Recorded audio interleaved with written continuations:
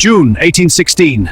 New England. A massive blizzard is burying the summer crops in 2 feet of snow. The sun is a ghost. The birds are freezing midair.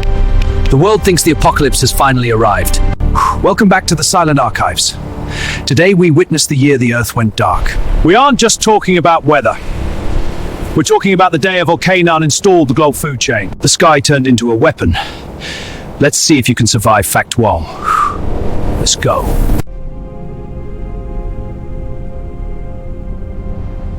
It started with a bang in Indonesia. Mount Tambora erupted with the force of 10,000 atomic bombs. It blasted 100 cubic miles of ash into the stratosphere, literally wrapping the Earth in a blanket of death. Mother Nature just hit the mute button on the sun. Bold move, honestly. Because of the volcanic ash, sunsets turned a terrifying blood-red color for over a year. It was beautiful, but it was the color of a global fever. The sky looked like it was permanently bruised. The ultimate Instagram filter from hell. 0-10 stars for the vibes. In July, while the northern hemisphere should have been sweltering, it was freezing. Ice formed on ponds in Pennsylvania. Farmers were wearing winter coats to harvest. Well, nothing. Everything died. Christmas in July sounds fun until you realize you're actually just starving to death. Mary Shelley was on vacation in Switzerland, but the weather was so miserable, she stayed inside and wrote a little book called Frankenstein. The most famous monster in history was literally a byproduct of a volcanic eruption. Thanks, Tambora. We got a classic novel and a monster, and all it cost was global starvation. When it did snow, it wasn't white. In Hungary and Italy, the snow fell in shades of brown and red because it was mixed with volcanic ash. It looked like the sky was bleeding onto the mountains. Don't eat the red snow. That's not a tip, that's a survival requirement. Food prices skyrocketed. In Ireland, the wheat died. In China, the rice failed. It was the first truly global subsistence crisis.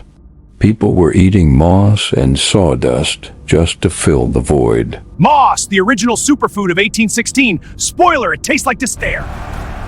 Since the horses were all dying or being eaten, a man named Carl Dray invented the Laufmaschine, the ancestor of the bicycle. No horses, no problem. Just use your feet. The bicycle, invented because we literally ate the alternative. Pure efficiency. A persistent, dry fog hung over parts of the U.S. It was a bluish haze that didn't dissipate in the wind or rain. It was so thick it dimmed the sun enough that you could see sunspots with the naked eye. Nature's way of saying, I'm not done with you yet. Tens of thousands of people abandoned New England, fleeing the frozen north for the Midwest. This weather event literally redrew the map of the United States. It was the first mass climate migration in American history. Moving to Ohio, the original escape plan when the sky breaks. Preachers claimed the sun was burning out. Thousands joined new religious movements, convinced the dark day was the beginning of the end. People were selling their homes for a prayer. Panic selling your house because of a volcano. The 1800s version of a crypto crash. The ash from Tambora stayed in the atmosphere for years. Scientists found traces of it in the ice cores of Antarctica over a century later. It was a 1,600-mile wide scar on the Earth's climate record. Even Antarctica keeps receipts. Tambora's signature is written in ice. The mic drop? We are currently overdue for another volcanic winter. If a supervolcano blows tomorrow, our globalized food chain will collapse in weeks. 1816 wasn't a freak accident. It was a rehearsal for the next system crash. Buy some canned beans, and maybe a bicycle, just saying.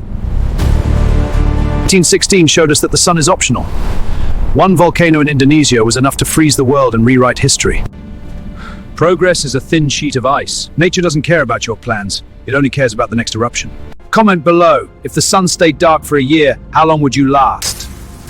I'm betting 3 weeks. Like to keep the archive warm. Subscribe before the next volcanic winter uninstalls your internet. I'm heading back into the vault. Stay curious, stay toxic. See ya.